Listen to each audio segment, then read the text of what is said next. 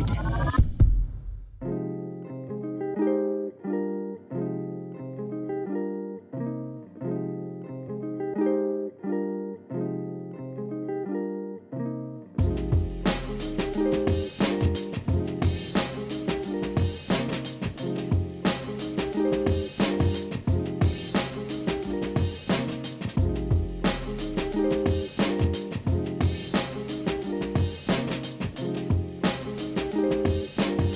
Welcome back to the Weekly Roast.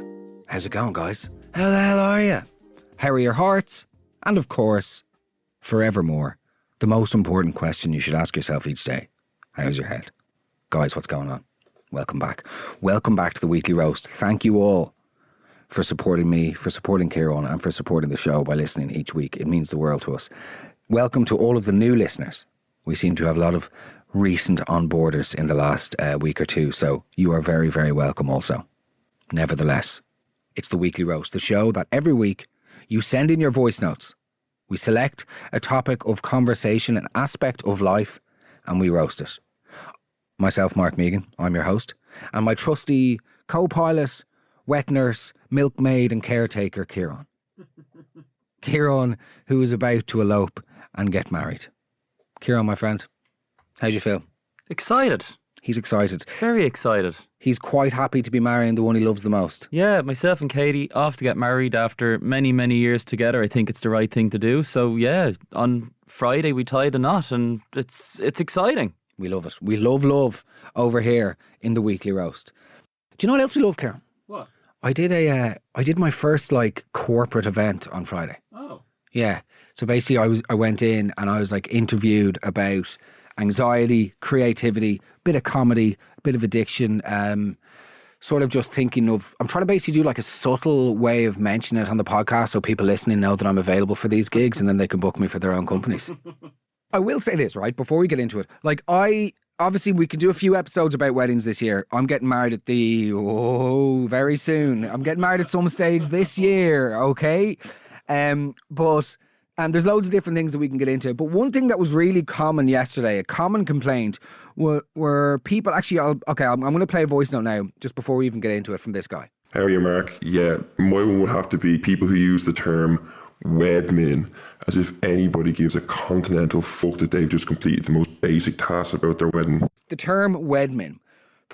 What is... don't get me wrong. I appreciate there's a lot of work that goes into a wedding. But wedmin, does it require its own word? Do you know what I mean? Wedmin. You're not deciphering Alan Turing's search history, you know? You're copy and pasting a few images from Pinterest and referring to a couple of liked posts of celebrity weddings as a mood board, Lisa. Do you know what I mean? Yeah, I'm actually really good at this. Oh, you're really good at planning a party that is based entirely around yourself. That's strange. Not exactly a fucking superpower, is it? You know, are you also good at writing lists to Santa and telling people specifically what you like for your birthday? People act like there's too much with weddings. People act like they're giving birth to a whale. We're planning a wedding at the moment. So that's very, it's not a sophisticated form of urban planning. You're deciding, will the starter be smoked salmon but written in a way to make it sound fancier, or whether or not the vegans will be tolerated. It's not a blueprint for a new society to exist on the moon if the earth becomes an unlivable inferno, Jessica. Do you know what I mean?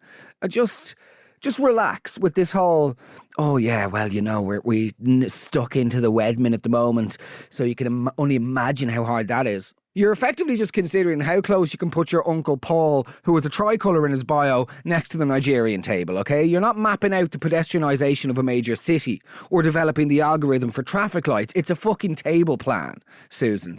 Some of the wedding chat that goes on it's excessive. It's over the top. Oh yeah, look, we're so delighted. We got our MUAs. That's makeup artists, by the way, for all the people. We got our MUAs sorted for the bridesmaids, so it's a real load off my mind. Yeah, a load off your mind and straight onto their faces. Let's be honest, some of the makeup doing the rounds at weddings these days, and I know there's nothing more embarrassing than two white, straight men sitting in a studio and laughing at women, but that's not what we're doing, by the way. But some of the makeup doing the rounds at weddings these days would make Homer Simpson's makeup gun seem subtle. Like, I've seen geishas and Parisian street mimes with less clay on their faces. Kieran, I saw a picture of a group of bridesmaids last weekend and I thought it was a sponsored post for a new series of RuPaul. You know those videos of the bridesmaids getting their makeup done, but they've got like the 1,000-yard stare and they're just like looking into the distance with the 20-litre tub of deluxe on the mush. And then the comments from the bride, I can't cope. You can't cope. If you took even half the makeup off the faces of your bridesmaids, Sarah, you'd be able to repaint the Sistine Chapel twice, okay? I don't think we're going to be conjuring the ghost of Sandro Botticelli. That's a pain. Anyway, relax, Mark, okay? Last but not least, you know what really fucking annoys me about weddings? And I've been to a few this year. And this is quite niche, okay? So DM me on Instagram, @MehiganMark, if you agree with this. Do you know what phrase annoys me more than anything? Go on. On arrival. It's so needlessly extravagant. Like, oh, and guests will be met with on arrival. Guests are invited to join us in the Oak Bar from 4 p.m, where they will be greeted by a champagne trolley and Guinness bucket on arrival. When else? When else will I be given a drink? Do you know what I mean? You'll be greeted by... What do you mean I'll be greeted by a 17-year-old local lad called Donal, who only took the job because his parents forced him to, and has more experience pulling his plum than he does pints of Guinness. Do you know what I mean? Guests will then be asked to stand outside to watch a display of the bagpipes. The bagpipes? That's the least glamorous thing. Unless you're literally a Scottish person, okay? Or a deceased member of the Bostonian police force, right? Bagpipes have no place in modern society. That's the game. They don't. Forcing me to watch... I prefer to watch an angry mother stack the dishwasher. On arrival, it's just... You've got a basic understanding of chronology. Stop trying to be needlessly posh. You know what I mean? Guests will be met with on arrival. Speak normal. And that's another one, by the way. When the best man stands up. Please be upstanding. That's Keith. I saw him fish an elf bar out of the urinal using his tie as a lever last night, okay? I don't think upstanding forms a regular part of his lexicon. It's the weekly roast of Bride and Grooms. Let's get into it. My sister-in-law's sister, who was to be bridesmaid also, is a little on the large side, and for the Christmas before the wedding, she bought her gym membership as her Christmas present. Unacceptable, outrageous, unforgivable. I mean, there's rules in life, aren't there? There are lots of many unspoken rules in life. For example, Ciarán, You don't propose at a wedding. you don't propose at a wedding. If me and you are having a conversation now and then we go to the urinals, like if we're going to the loo, okay, and we happen to stand side by side of the urinal, we sort of have to stop talking. Oh, Do you not find that? I thought we had to hold each other. No. You need as many hands as Ganesh, my man. Little Indian joke for my Indian followers. And every follower, by the way. It's not just about Indians, okay? It's about every... Let's continue. Don't buy somebody gym membership, okay? Like, for any god's sake, all of the gods, this is just... Particularly the Indian ones. Go on, Ganesh. Do you remember Ganesh? He's the elephant with like 17 mitts. Let's go. Yeah, so basically we heard of a bride recently who, just a bit of a control freak, got a fascinator for her mother-in-law and was like, you have to wear this. Because my mother's wearing one. Even though the mother-in-law didn't want to wear one, she had to. And then she wrote all the speeches. Bar one, we assume it was like the father-in-law. And like the groom's sister wanted to say a few words. And she went over and was like, here's your speech, this is what you're going to say, and took the original speech off her. But then the final thing was, the groom was standing with a bunch of his friends, and she came over and was like shout across the room, kind of, come along now, honey, it's time for us to go to bed, we have a big day tomorrow. And it was 10:30. 10:30 p.m. I don't actually think that the latter part of that is that bad. I think it's fairly reasonable to be like, we're getting married tomorrow, maybe we should hit the hay early. Like, I know people who have pushed through the night of their wedding.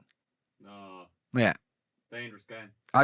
You've lost the game, I think, at that stage. That's like it's a forfeit. Now, I did have to Google what a fascinator is, and aside from resembling every episode of Keeping Up Appearances ever, I think it's, I don't think you can impose fashion on people. You can set a dress code to a degree, but thereafter, you're really getting notionsy if you're trying to force people to wear certain things, particularly from a quick Google. Fascinators are a bananas type thing to have on top of your head. Okay, on we go. Hey Mark, so I was bridesmaid for a friend, now ex-friend. Firstly, I was told in the run-up to the wedding, so for 6 weeks before the wedding, I had to give up drink and stop going out in case that I injured myself. Good stuff. So I had like a big concert on in Dublin that had been booked for over a year. I was told I had to cancel that. And then I also tan quite easily. I'm sallow, and there was a heat wave in Ireland at that time, and she told me to stop going outside because I was getting too tanned. I also wasn't allowed to get a spray tan, so I had to go to the appointment and sit there while the other bridesmaids got them. And the wedding was on abroad, and I was told to sit in the shade, and I wasn't allowed to sit by the pool because, again, I was going to look too tanned. Okay. I think Nelson Mandela would like to have a word. I mean, I'm not exactly Harvey Milk when it comes to activism, but segregating people due to the colour of their skin, I would have thought it isn't exactly, like, if history is anything to go by the way, that's not exactly a good idea, okay? And it's something that should be immediately shut down, not tolerated. Scorned would be an understatement. So she is a complete loon, this person, this bride. Also, you're not going to the gig because you planned it for over a year. Bit of a mental run-in for a gig, I might say. But I would just be like, no, I'm sorry, I'm going. And you won't really tell me what to do. What do you think of that, Karen? Like, just... That's bridezilla stuff right there. That is bridezilla. No, I will be going to the gig. And thank you, though. You've just revealed yourself as completely insane. Let's go. The bride was 45 minutes, maybe close to an hour late for the ceremony in the church. The first car had arrived with like the flower girls and the page boy and one of the bridesmaids, and then the wedding car, which was just behind it, kept driving past the church and took an hour, nearly an hour to get back. So yeah, everyone was sitting in the church kind of wondering what was going on. She arrived, looked stunning, beautiful ceremony, reception, all of that.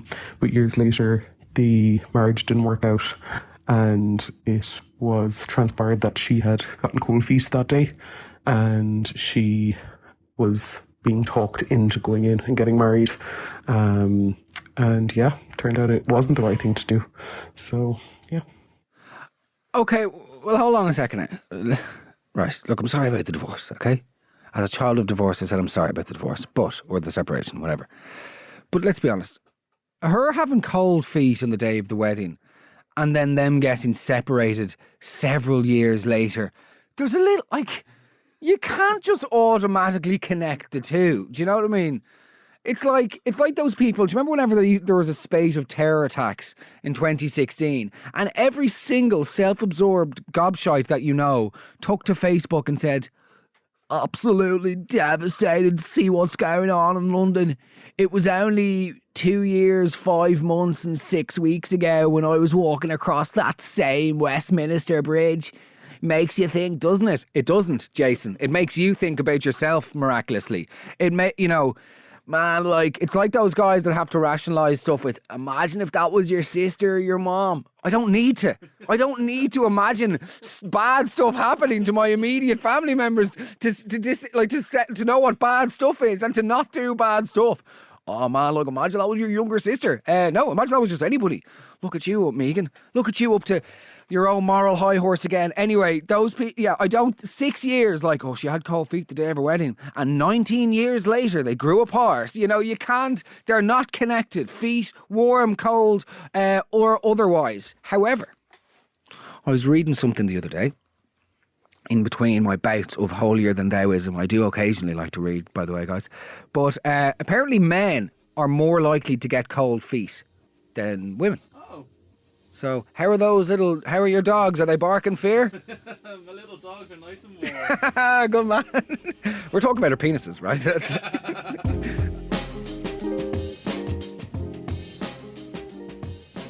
Okay, guys, we've warmed you up, just like the feet.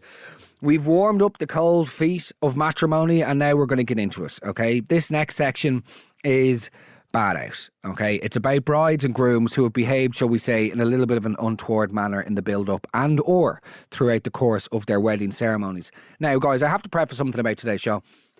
I'm sure you can hear and understand that all of the voices have been distorted.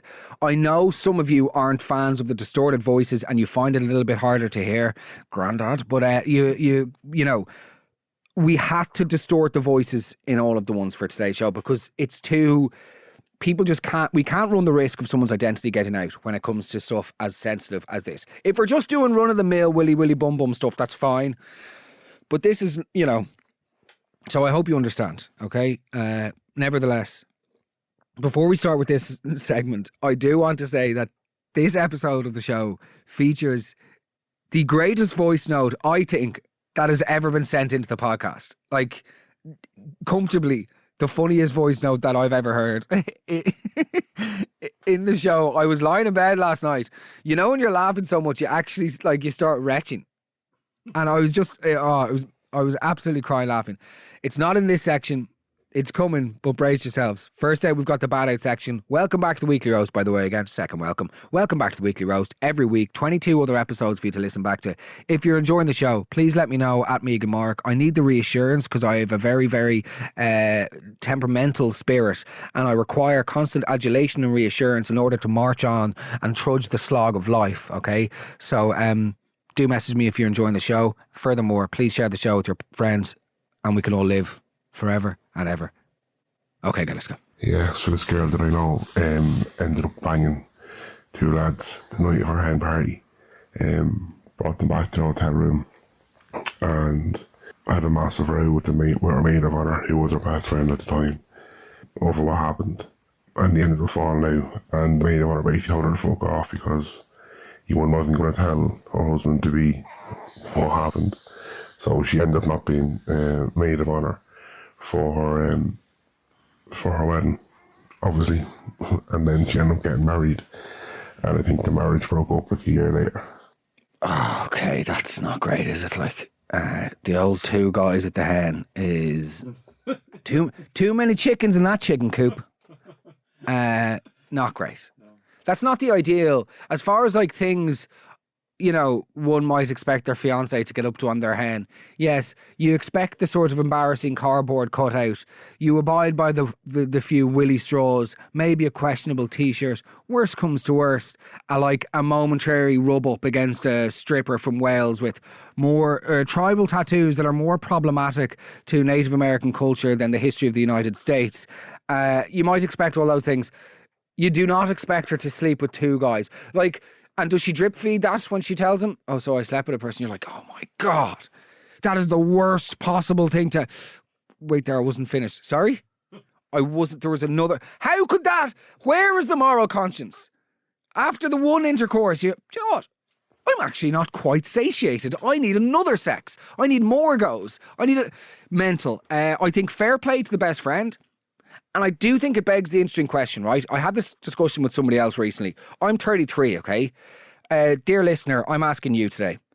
If a close friend of yours was cheating on their partner, and by the way, none of my close friends are cheating on their partners, but what I'm saying is, if you were to discover that one of your close friends was cheating on their partner, would you say it to the partner? Or is adult life just being like, no, you can't, it's not your place? It's not your place, but if you're friends, if you become friendly with their partner, like, what do you do? Or do you have a word with the friend and say, listen, I'm not signing off on your bullshit, so like, if this is the way you want to live your life, I won't be a part of it. Is that the angle? What do you think? Kieran's mulling all of this over. I won't put him on the spot and demand an answer, especially for the week, the lovely, loving week that's in it. But listeners, let me know what you think. On we go. So we were on a night out and we started chatting to this group of lads in the bar who turned out to be on a stag. A few of the lads were single on the stag, a few not. One of those obviously being the groom. Anyways, we were all sitting down and chatting, and after about 20 minutes of meeting them, the groom then pulls one of our friends to the side and asks can they talk over by the bar. He proceeds to tell her she's one of the nicest girls he's ever met and he wishes they had met 6 years earlier. And he would be marrying her right now and not his soon-to-be wife, and then tries to kiss her. One of his friends comes over and intervenes, and then we decide we better go on to another bar. I hope his now wife is doing okay, considering her husband is very easily distracted, let's say. Bear in mind as well, my friend was 23 at the time and he was 32, so 6 years earlier it would have been borderline illegal for them to get together. Okay, well, hold on a second now. You sort of fell off the cliff there at the end of that with 6 years earlier. Yeah, of course. Like, but that again, that's time, isn't it? Like 6 years earlier, she would have been 12, but like, but she wasn't. Like, that's the fucking very important detail is that she's 18 years of age, or was she 18? Yeah, or no, she was 23, and he was 32. Was that it? Yeah. So like, we'll rein that one in. But then originally, yeah, the guy mortifying, embarrassing, penis-driven gobshite. I mean, like, how pathetic are you, and how weak is your foundation as a person that it crumbles? Couple of wicked blues, chants from the lads, and next thing you're sitting on a bar stool. And this isn't me holier than thou looking down on people drinking. Lord knows, kids in glass houses and whatnot. But that is pathetic. That's just like, for God's sake. There's sometimes you just, I don't know. I don't even think that that's bad. Like, I don't think that's evil or whatever. I'm just like, you're pathetic, mate. Like, sort your shit out. Like those, I know, I know of a guy. Oh my God. I know of a guy who got married, and I know his wife's sister, okay? Younger sister. The night before the wedding, it was down in West Cork, favourite place in the world. And they were out the night before the wedding, you know, the two families having all the drinks or whatever. And he went out for a smoke at like 1 a.m. with the younger sister and started bitching about his bride to the younger sister, but like, do you not think she does this? And she was like, I mean, you're marrying her. And then he was like, I don't know, she just wrecks my head. And it's like, you do realise this is like a wedding, man. This isn't like the Debs. I argue, and I used to argue this as well, and I'm like, do people just get married because they're like, well, I suppose that's the next. Like, you know the way, whenever you're in your formative years, you'd be like, okay, I'm going to kiss somebody this week. Hopefully next weekend I'll get to feel breast. Do you know what I mean?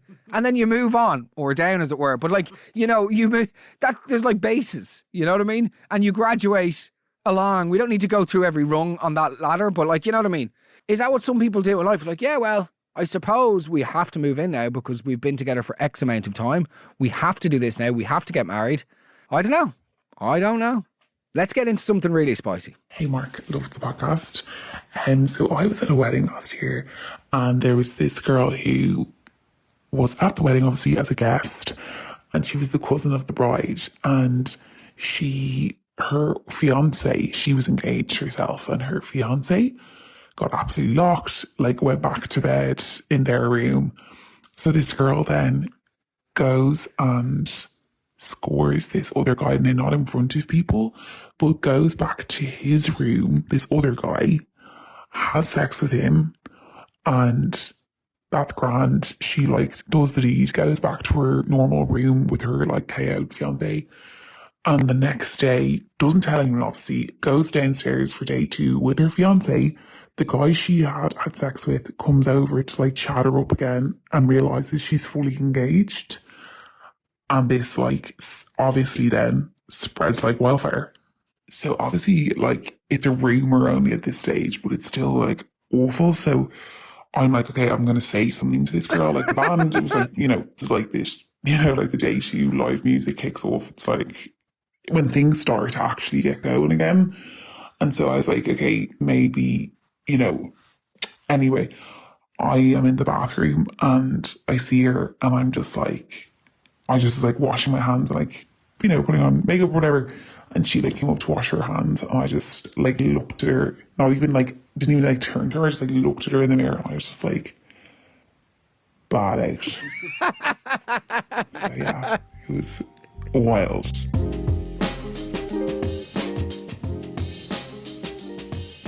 Okay, we're getting there. We're getting into the spicy stuff, guys. I hope you're enjoying this episode of the Weekly Roast. And if you are getting married this year, if you know somebody getting married, if you've been married, if you've ever been to a wedding, perhaps share it with someone else in the same boat. It's great to have you all on board. Now, we're getting into it. It's part 3. Let's go. So I was at a wedding recently, and during the ceremony, the priest stood up, I'm not even joking, and said, just so everyone knows, the bride and groom don't want anyone to post any photos of the wedding today because they only want to post professional photos. I don't think that's that bad, to be honest. And lots of people were complaining about this yesterday.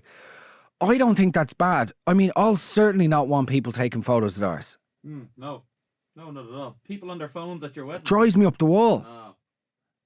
I just think it's like, no, just keep you can't obviously ask people to part with their phones because they have their lives, they have their children, they have all these other things that they care about more than your fucking wedding day. But at the same time, just put the phones away, I think. But it's only 30 minutes. Yeah, but people are bananas. They just can't hold their... oh, no, I need to get the video of the couple walking down the aisle. I'm... Okay, I know that I'm going to draw hate for this one because like lots of people were complaining about this yesterday, but I'm sort of... I don't have a problem with that. And if anything, for the priest to say it, I think, yeah, that's better the priest saying it rather than some member of the, of the congregation standing up as if he's about to intervene. Yeah, so I'm actually in support of this one. Okay, on we go. Hey, so a few years ago, good many years ago, I was bridesmaid for a close relative who, before the wedding, asked us all, but specifically directed at me, that we didn't go on a holiday before her wedding, a sun holiday, because we, and I quote, tanned weird. Now, probably realistically, I do tan weird. I have Irish skin that is not a friend of the sun. I am a factor 50 gal, and I probably would have had a pink hue and or tan lines. But to keep the crazy bride happy, I didn't go on the sun holiday with my then boyfriend, now husband, before the wedding. Now, I probably would have told her to take a run and jump and where to go. But at the time, to keep the crazy lady happy, who referred to us as her bridal bitches, not her bridesmaids, because we had to do her bidding. I was so glad when she said I do to be off duty. To keep the crazy lady happy, I didn't go on the sun holiday. Yeah, just completely ridiculous at this stage. I mean, and also, lest I need to repeat myself even further, bringing skin colour into stuff is just never going to end well. Do you know what I mean? Bananas. On we go. So I've only had this once, but I know a few other couples that have had it a couple of times as well. But couples including a poem in their wedding invitation, which not so subtly basically says, give us money instead of a gift for the present, I just think is absolutely crazy. Like, I just think it's so cheeky and just absolutely complete and utter brassness. Like, but yeah, I think if you're worried about getting a toaster, just get over it. No one's going to do that, and if they do, that's just something you have to live with. Apparently, it's a thing where they're like, they actually say, yeah, it rhymes, and they're like, if your presence, they say something like, your presence is our present, but also give us fucking money, basically. I mean, firstly, anybody who follows me on Instagram or who listens to this show on the regular will know that I don't like poems for speeches, okay? Speeches that are poems, it's a cop-out. It's you've written this because you don't want to write an actual speech, and speeches that are poems basically make spoken word poetry that they use in ads for financial institutions and mortgage lenders seem profound. They are them to Kieran and Stephen, together from day one, to days studying in UCD, to holidays on J1s. Everyone laughs in the congregation. Do you know what I mean? Like, to their first dance at their Debs, here on their wedding day, for the 6 months they broke up when she thought Kieran was... Do you know what I mean? Like, also, sorry, another thing, couples putting up like, oh, it's been the happiest 7 years. You broke up for 4 of them. He moved out to Brisbane, was making shitloads as a fucking onion picker. Do you know what I mean? But you can't put all the years you've been together if you were apart for 7 of those, by the way, lads. Can we just, couples being like, you've been my rock for 19 years. 19. Pretty sure Veronica would, Okay, here's a good one. Hi, this is over like 10 years ago. And my sister and her husband were putting Ferrero Rocher trees together. So they were arguing over what colour cable tie to use to keep the 2 semicircle ball things together and to stick all the Ferrero Rochers into because they're heavy. It wouldn't hold up. So that was epic. And my mother had to tell them to cop on and stop arguing the night before their wedding over a flipping Ferrero Rocher tree. Okay, I'm going to say something now. Might seem strange. I've never understood the association between chocolate and intercourse. Do you know, why is it as Irish people that we can't just enjoy a thing without making it the thing? Do you know, it has to become the thing then that we all do, and that's all we think. For instance, I love a good egg mayonnaise sandwich, okay? With lots of black pepper.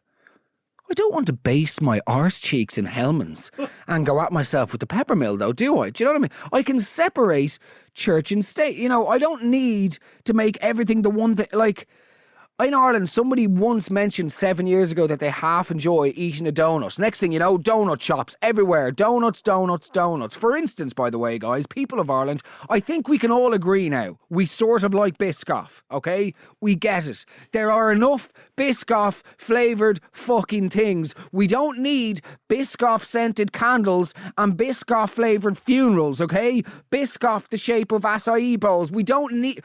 We get it. We like Biscoff, okay? Chocolate and sex. I don't understand. Oh, would you like to dip those strawberries in chocolate? Yeah, I suppose I could.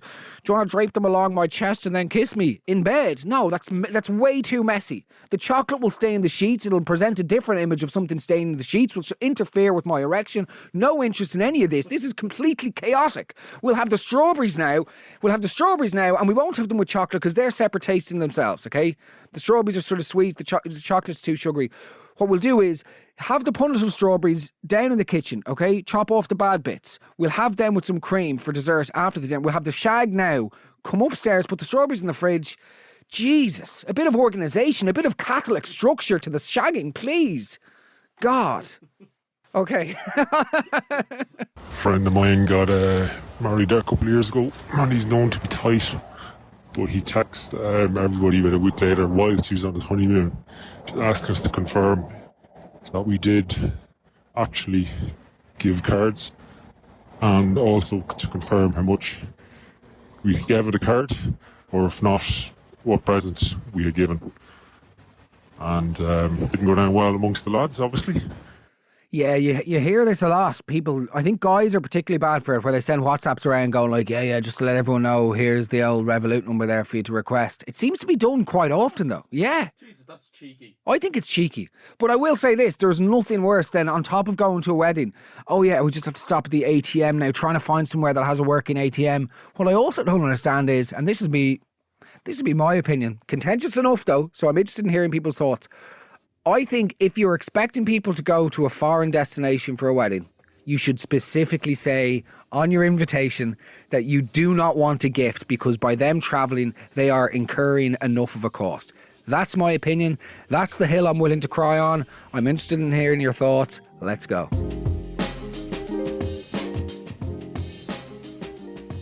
Okay, we're getting to I just keep thinking of this voice note. We're getting to the final part, guys, and we're getting to the voice note. It's the roast of Nightmare Brides and Grooms. Oh, welcome back. I hope you're enjoying the show. Let's go. Hi, Mark. So I was at a wedding before where the bride had an absolute meltdown at the hotel manager because the staff cut the wrong tier of the cake. Her husband had noticed this and went around panicking, trying to remove all of the cake from the tables before she realised it didn't work. That same wedding, there was only like sandwiches and buns afterwards. There was no actual like meal. And the bride got a bit pissed off when everyone decided to go home at 8 o'clock because they were fucking starving. And then she had another reception about 5 months later and it was equally as terrible. So... Yeah, okay. I mean, the cake thing is interesting. Firstly, messing around with cakes, you know, it's always going to end in tears. No? No? Yeah. Messing around with cakes, you know, I'm not surprised people end up getting battered. No? Okay. That is crazy. I'm wondering what tier of the cake that she didn't want sliced. And the lack of food. I don't know, like, again, I think in Ireland we do have insane expectations when it comes to weddings. Like, really, really way too high. And there is so much keeping up with the Joneses. There's so much competitions. I was emailing this one crowd. Absolute spoofers, by the way. I mean, as an industry, the wedding industry, up there with psychics, fortune tellers and life coaches, I don't think I've ever encountered as many cowboys, shaman and spoofers and charlatans in my entire life. I mean, good God, we were emailing one crowd and I sent them an email and I was like, oh, that sounds cool. We're looking at adding a little bit of this to the room. And the person was like, yeah, no worries. Like, I'll take care of, they do this all, like, I'll take care of everything. No, I didn't ask you to take care of everything. I asked you for this one tiny aspect. Would you be able to help out with that? And then I was like, could you just pop me over an email with an invoice just to get, or with a price plan to give me a rough estimate of cost? Oh, don't worry about that. anytime somebody says to you not to worry about the money, worry about the money, okay? That's always the advice. No more than if somebody in a foreign country refers to you as my friend, you're not their friend, okay?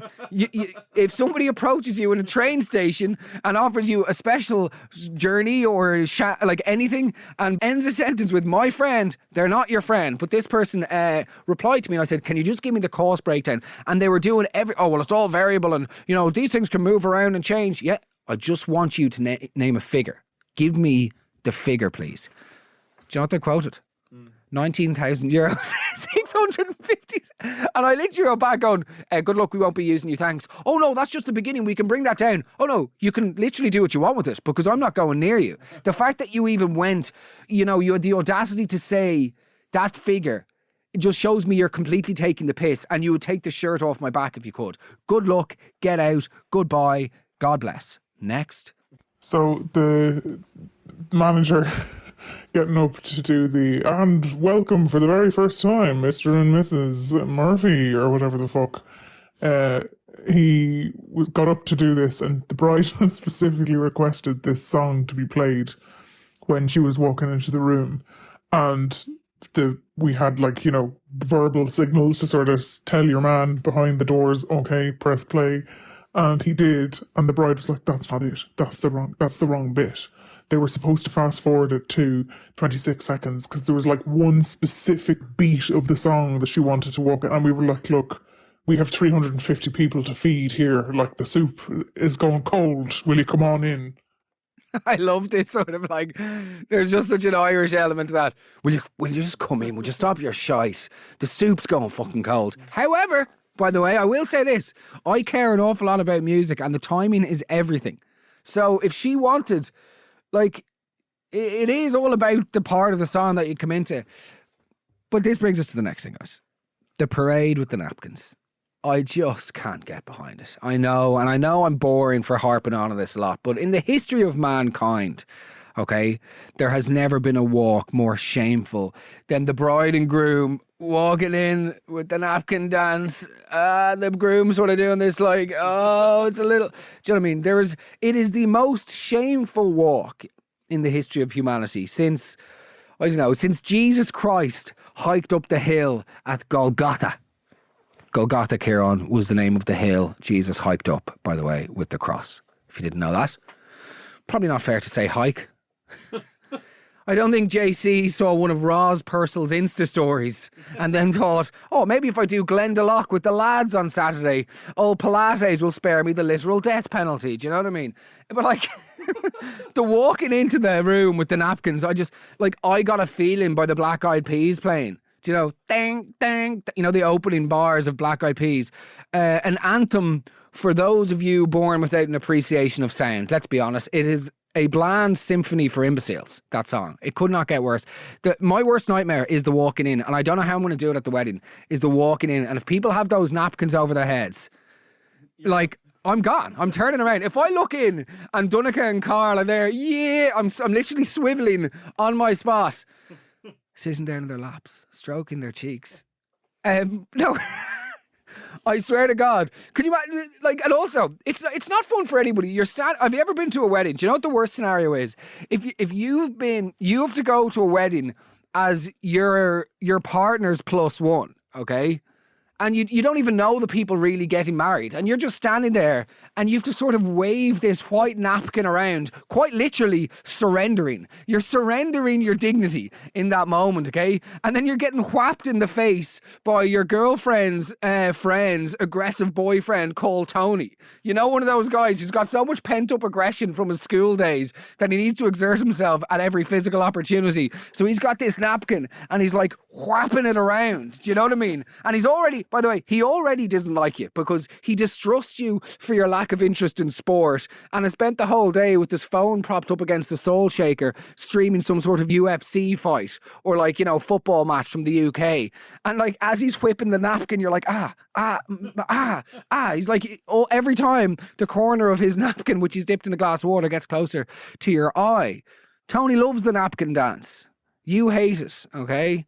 This is The napkin dance, I've just realised, is the jock's favourite part of the day because it lets them let off that steam, that adrenaline, that aggression. Second only to sort of 5 hours later when they can take their ties off, wrap it around their heads, and have somebody up on their shoulders on the dance floor. Do you know what I mean? Okay, let's go. Hi, Mark. I have many stories from a particular wedding. The standout one is the rehearsal and the bride standing with the wedding planner saying, "This just isn't what I signed up for. Like, the rain and the wind, like, this just is not good." And yeah, everybody just looking embarrassingly over. Someone split the stones on the day. Some wind later in the evening that did not go down well. Yeah, that was one of many, many stories. I'm still recovering from my role in that wedding. There's something like stunningly almost existential about looking at the sky and complaining about the weather. It's like it's the final boss of complaints. There's nowhere else to go. Like, who is nature's manager? Do you know what I mean? Who do you complain to? God? Like that. That's the big question. What is out there? Who is the cause of weather? And if there was a God, where is God in relation to? These are the big questions, Kieran. Do you know what I mean? Do you think the Big Bang was a thing? I'd like to think so. And if the Big Bang was a thing, what was there before the Big Bang? And you know, they say like we're just one universe in like 100 other universes. What's beyond that universe? What is that? And what is nothingness? This is deep. It is very deep, Karen. Nothingness, by the way, is standing next to Tony as he wheels a fucking napkin in the air like some sort of Midwestern cowboy, and he's using it as a lasso because it's like giving him this almost frisson. It's giving him a semi-erection because it's harking back to his days in the schoolyard where he used to tie up two school jumpers together and capture nerds, okay? Herding nerds. Anyway, guys, we're here. We've arrived at the moment I've certainly been waiting for. It is, in my opinion, this is the greatest voice note we've ever had in the weekly roast, okay? Read it and weep, as they say. Listen to it in all its glory. I am not going to comment. I'm not going to preface this with anything else. All I'll say is two sisters, okay? We're just listening. It's two sisters. Okay, just play.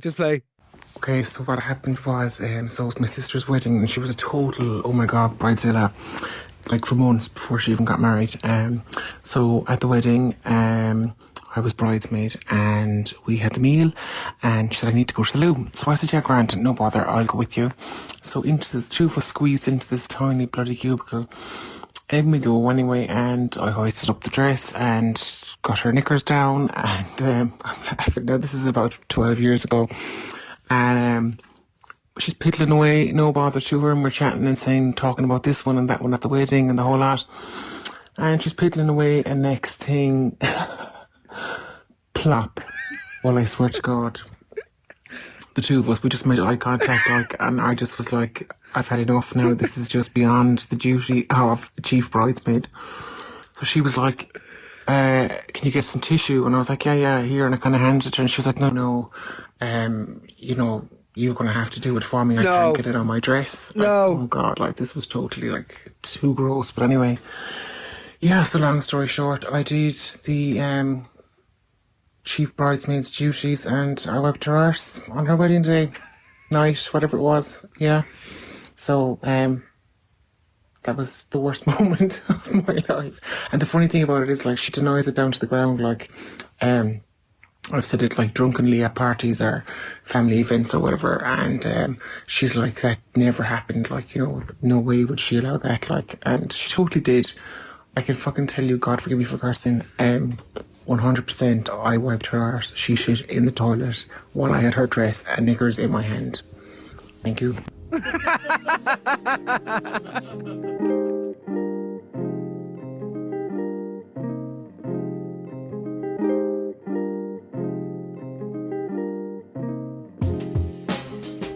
Guys, thank you so much for listening to the Weekly Roast. It is such a pleasure to have you here with us every week. Now, before I do my regular sign off, we'd just like to break rank and wish Kieran all the best on his wedding at this very special time in his life. And to him and Katie, I hope they have a lovely, lovely time away. Kieran's replacement, Ed, will be with us next Monday, so we'll be putting Ed under the spot in terms of introducing him to the audience. Anyway, guys, thank you so much for listening. You know what to do. If you're enjoying the show, please let me know. Send me a message on Instagram at Mehigan Mark. Let me know what you want roasted. If you have any suggestions of what you'd like roasted or what you'd like to be featured on the podcast, just drop me a line on Instagram at Mehigan Mark.